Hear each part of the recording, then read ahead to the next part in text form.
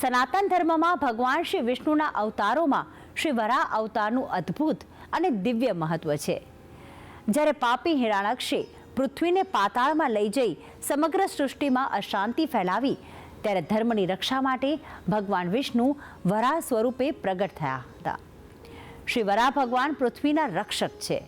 ત્યારે આપને પણ જો ભૂમિ સંબંધી કોઈ પણ સમસ્યા હોય તો વરાહ ભગવાનના કયા કરવા શાસ્ત્રીય ઉપાય જાણકારી આપશે ગુરુજી પ્રફુલભાઈ પંડ્યા.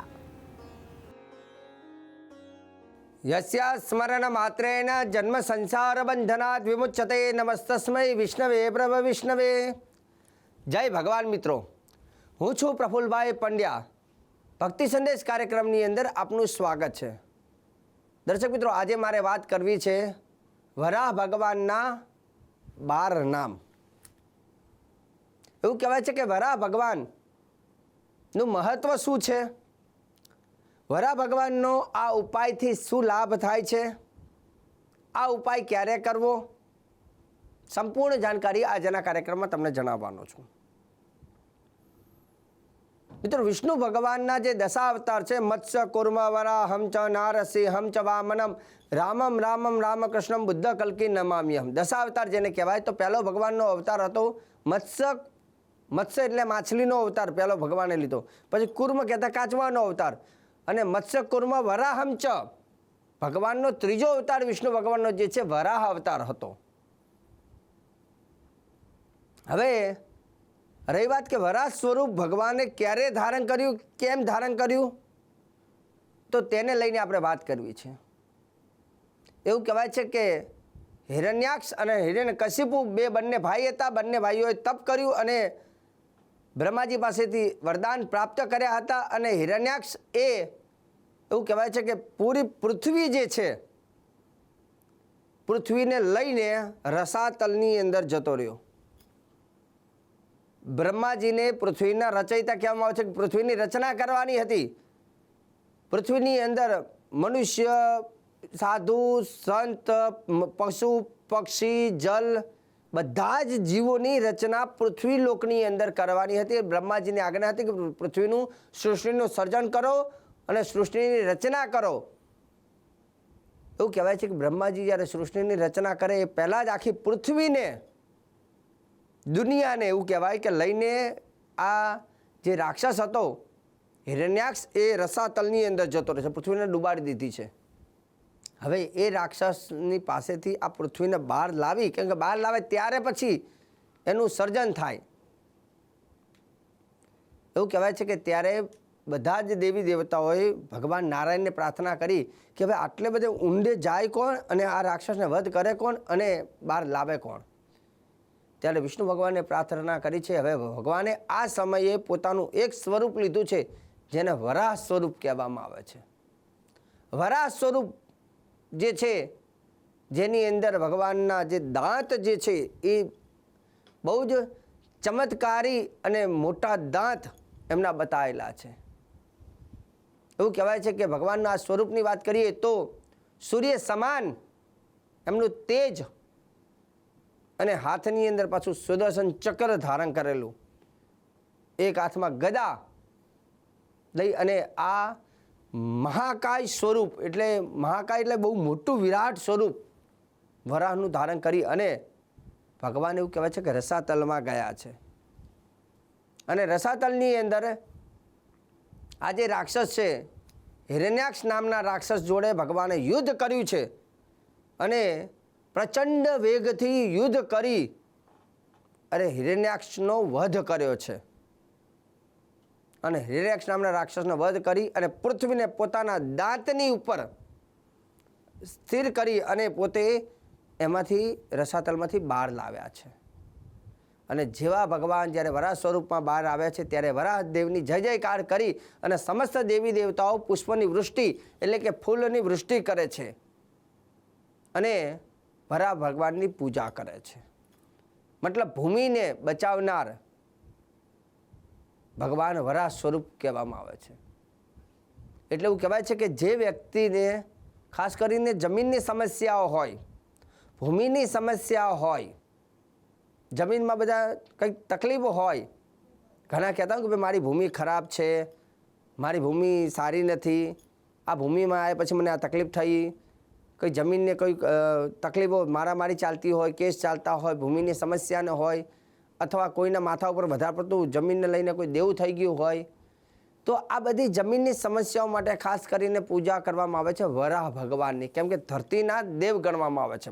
પૃથ્વીને એ બહાર લાવે છે એટલે પૃથ્વીના ધણી કહેવામાં આવે છે. અને એ વરાહ ભગવાનની પૂજા કરવાથી ભૂમિની સમસ્યાઓમાંથી મુક્તિ મળે છે, એમાંથી રાહત મળે છે. માણસના માથા પર દેવું થયું હોય તો એ ઋણમાંથી મુક્તિ મળે છે. અને એ ભગવાનની વરાહ ભગવાનની પૂજાનું વિશેષ મહત્વ રહેલું છે શાસ્ત્રની અંદર.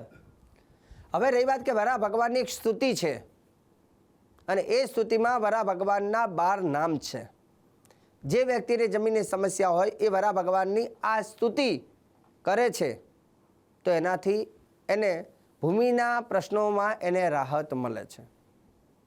હવે રહી વાત કે આ ભગવાનના જે 12 નામ છે, 12 નામનું સ્તોત્ર કયું છે એ હું તમને જણાવું. અને સ્તોત્ર બાદ એની આ 12 નામ એ સ્તોત્રમાં સંસ્કૃતમાં જે બોલીશ એના સરળ ભાષામાં નામ પણ કહીશ. એટલે કદાચ તમે સ્તોત્ર ન ફાવે તો તમે નામની પણ માળા કરી શકો. કેમકે આ જમીન માટે બહુ જ ચમત્કારી આ સ્તોત્ર છે ભૂમિ માટે. જો તમારા ઘરની જમીન કદાચ ખરાબ હોય, ઘણા એવું કહેતા કે મારા આ જગ્યા ખરાબ છે, મને અહીંયા આવ્યા પછી દુઃખી થઉં છું, તો એ લોકો પણ જો આ સ્તોત્ર ખાસ કરીને 11 એકાદશી હોય, પૂનમ હોય, 11 અથવા પૂનમ અથવા બુધવારનો દિવસે જો આ સ્તોત્ર ઘરમાં બોલવામાં આવે છે તો એ જમીન આસુરી શક્તિની જમીન હોય તો એ શુદ્ધ બને છે. એ જમીન સુષુપ્ત અવસ્થાની હોય તો જાગૃત બને છે.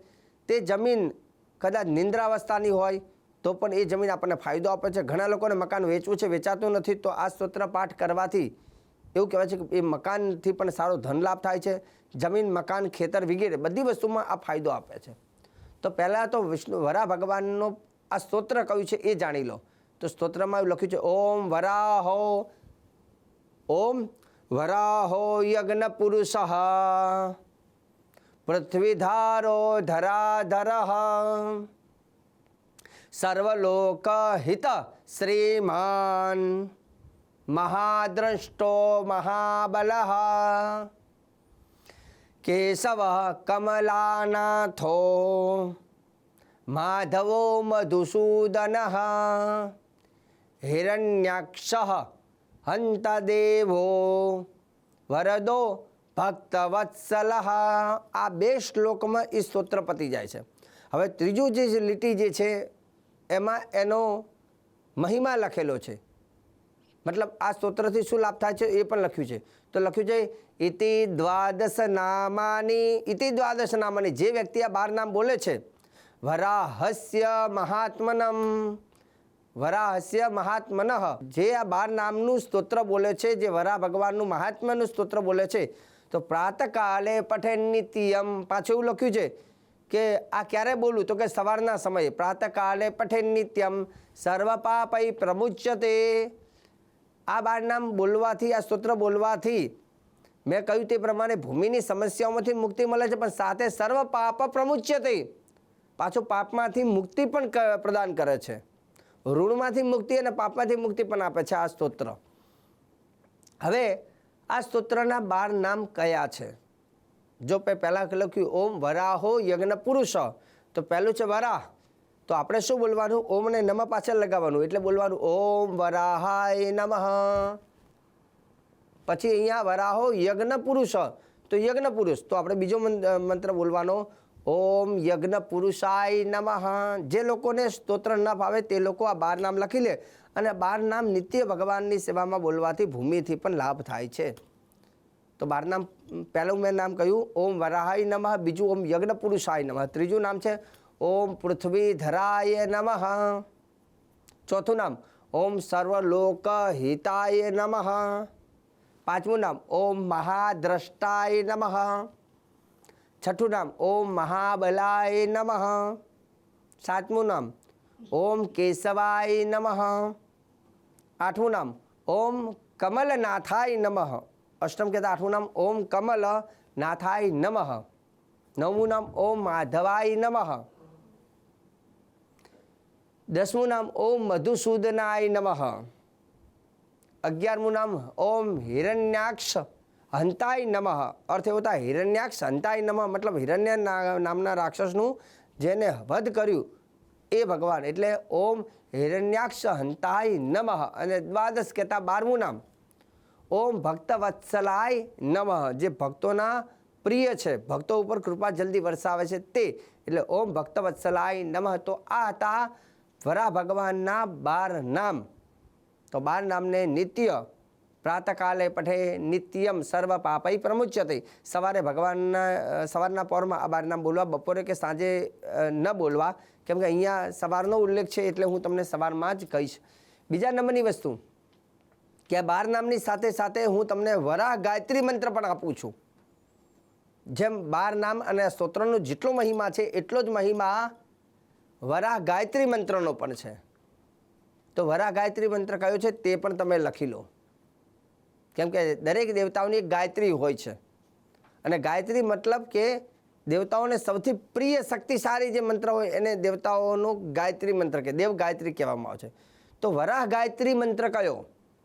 તો વરાહ ગાયત્રી મંત્ર આ પ્રમાણે છે, તમે એને નોંધ કરી લેજો. ઓમ વરાહાય ચ વિદ્મહે, ઓમ વરાહાય ચ વિદ્મહે મહાદ્રષ્ટાય ધીમહિ તન્નો વિષ્ણુ પ્રચોદયાત. તો આ છે વરાહ ગાયત્રી મંત્ર. ઓમ વરાહાય ચ વિદ્મહે મહાદ્રષ્ટાય ધીમહિ તન્નો વિષ્ણુ પ્રચોદયાત. તો વિષ્ણુ ભગવાનનો વરાહ ગાયત્રી મંત્ર પણ મેં તમને આજે જણાવ્યું છે. તો દર્શક મિત્રો, આજે ભક્તિ સંદેશ કાર્યક્રમમાં મેં વરાહ ભગવાનને લઈને શ્રેષ્ઠ જાણકારી, સુંદર જાણકારી આપી છે. અને હંમેશા હું પ્રફુલ્લ પંડ્યા ભક્તિ સંદેશ કાર્યક્રમમાં આવી જાણકારી એટલે આપતું રહું છું, કેમ કે મારા ભક્તિ સંદેશ કાર્યક્રમના તમામ દર્શકોને ધર્મનું સંપૂર્ણ જાણકારી, સંપૂર્ણ દેવી દેવતાઓના નામ, એના સ્તોત્ર, એને મહિમા એમને ખબર હોવી જોઈએ. અને એમને ઉપાય કરવા હોય તો એ સરળ રીતે એ ઉપાય કરી શકે. અને જે લોકો તકલીફમાં હોય તો એને પણ આવા ઘરેલું ઉપાય એ લોકો પણ જણાવી શકે. તો હંમેશા હું ભક્તિ સંદેશ કાર્યક્રમમાં આવી જાણકારી આપતો રહ્યો છું ને આપતો રહીશ.